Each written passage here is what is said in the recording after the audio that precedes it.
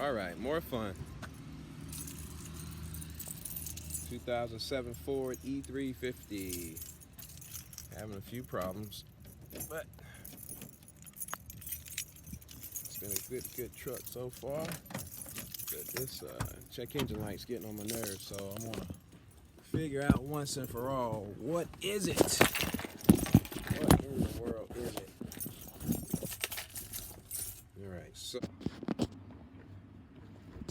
All right, so as you can see, I'm getting P0713 transmission fluid temperature sensor A circuit high input. I've been getting this for a long time. Last week I had another message about MAF, my mass airflow sensor, which I changed out. So the only code I'm storing right now is this transmission fluid temperature sensor. So okay, so this is a wonderful camera view. I'm underneath the truck, and this is the transmission. This is the drain, and it's right here. You can't see, but it's the filter. See if I can lean the camera back just a little bit. Right there. This is the filter. This is a big nut on here. This whole thing comes off, and then there's a cartridge that goes down the side there. I'm not going to mess with that. I've already changed the filter not too long ago, and everything looks good. The problem is there's a sensor inside here that's messed up, so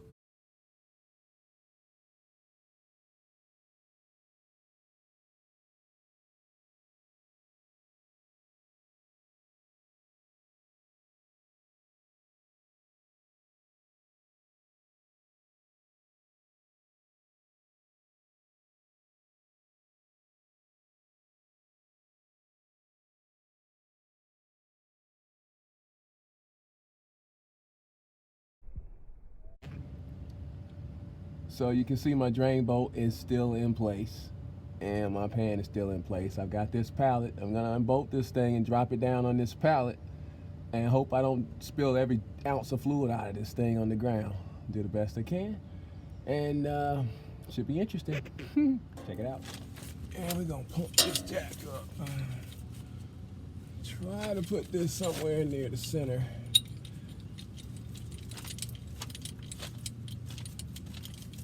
So, hose this pan.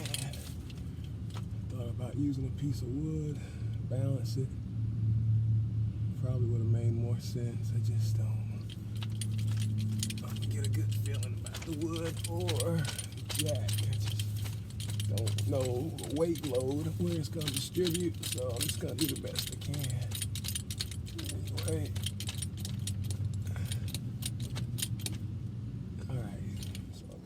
Number 6 on the back corner. And on the back side, I'm going to skip and take that middle one out. And then on the other side, there's one on the corner, and it goes into a little L shape. Back side there. Take that one out. I wish I could show you all these screws, but you won't be able to see it. On the front side, other side of this filter, all the bolts are out. All right, now I got transmission grease on my camera. And if it's tilted the wrong way, the back side's gonna spill out like mad.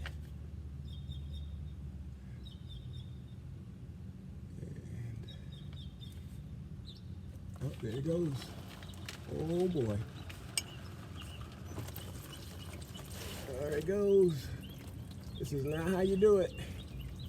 But when you don't have a choice, you just work with what you got. I feel like I'm one-armed right now.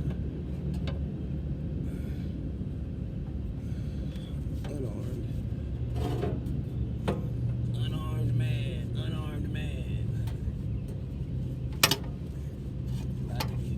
Up, there goes my other arm. It's gone now. Okay. Really careful. Careful. Keep it level. Keep it level. Oh, goodness. Hey, keep it level. Keep it level, brother. All right. So we got the pan down. Keeping it level. And you can see there's a big... Okay, so I just took my pan and I drained it. You can see there's a big... Okay, so I just took my pan and I drained it out, and you can see this fluid's a little darker than what I'd like, especially since I just changed it last year.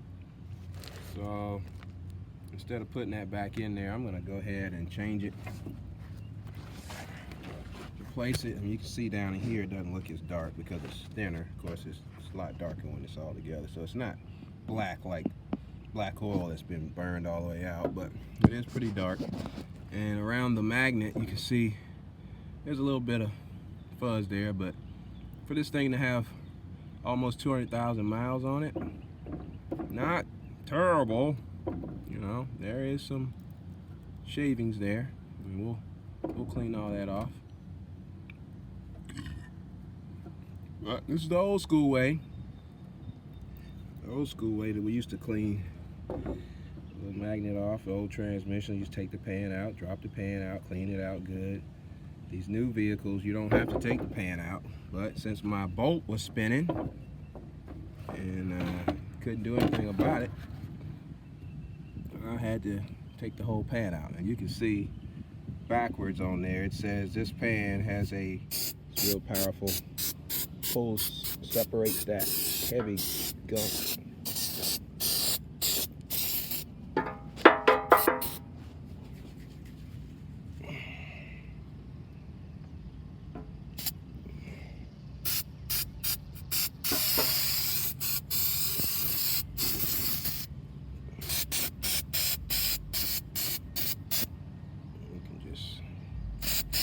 See that stuff kind of separating. And most of this I'm just going to pour out.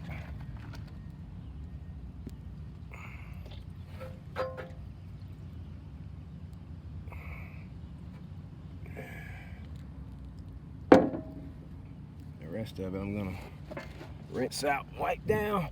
So I'm going to go to the rinse and some canned air just to make sure there's no little dust particles in there. Alright, so this is a 13mm socket, that this nut on the bottom pan. And if you remember earlier, I showed you this nut that spins and spins, but I want to show you from the inside what's going on. Right there, it's not grabbing anything. Alright, so I took the clip off, but up above, you see that tab, that black tab? That's the one that's got to swivel to the side. And alright, so if you can see now, I got it turned just a little bit. There's a little black tab that sits down in that little groove. I just used the end of my 5-in-1 tool, 14-in-1, some of you guys have, whatever you want to call it. And what I did was put that in. So you can see the fluid leaking out now. I've kind of, looks like I've broken through the seal now. Oh, there she goes. So she's all the way out now. And you can see the little tab on the right hand side that connects up above. So we'll put that back in, swivel it back around to the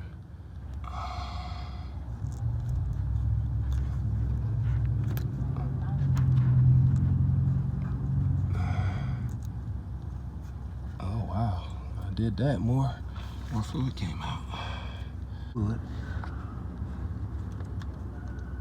Yeah, right there. I had to turn it on. Oh, dropped it. I turned it the wrong way. So it's like that right there. Right there. Just at that corner angle right there. And then you swivel it back. And she's in there. And you should be able to see the tab back in place. And then, of course, this connector goes back up above there, clips in, and it's just like new. All we gotta do now is put the pan back on and fill it back up. Just got my jack just holding it, not all the way tight, just kind of enough where I can still move this thing around, so I can get all my bolts lined up in my gasket and just kind of get them started. Get all bolt started. At least every other bolt. That way I know my gasket is good. First gasket only goes one way. And I took the gasket, and because it was so hot, and I dipped it down in the transmission fluid. Just open up this LV, this quart here, and got a little small funnel here. And I used to have me a cool little device that I could use to attach to that head of this bottle, but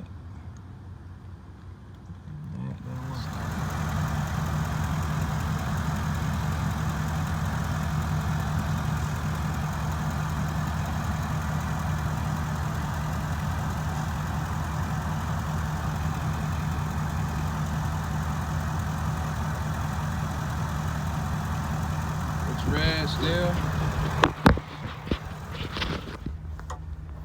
Alright, so we're going to underneath here again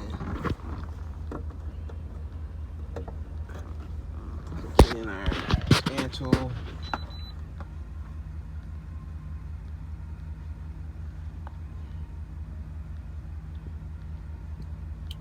Of course, you can see still the check engine light still on.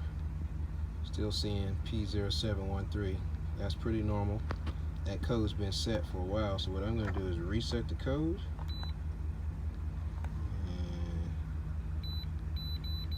Alright, so once I reset that code, you'll see here no check engine light.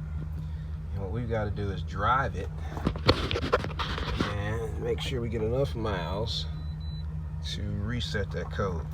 You can see it says no powertrain DTCs or freeze frame data stored in the vehicle's computer.